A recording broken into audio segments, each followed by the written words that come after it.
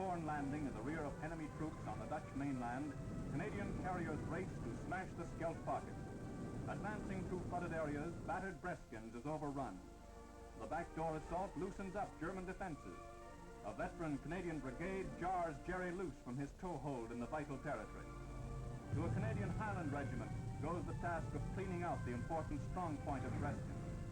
They attack with such gusto that hardly a stone is left unturned in the annihilated town.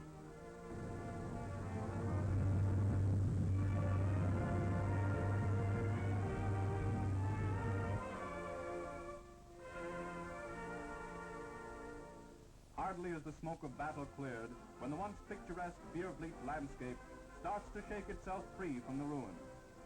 Soon grist will come to the mill. Busy hands repair ruined homes. Happy peasants, free from oppression, go their way in a new-found peace.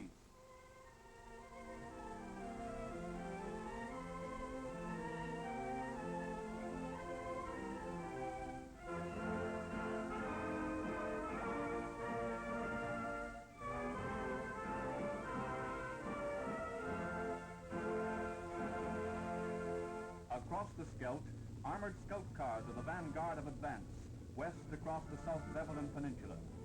Continuously harrying the stubbornly fighting enemy, valuable ground is gained in the race to free the approaches to the great harbor of Antwerp.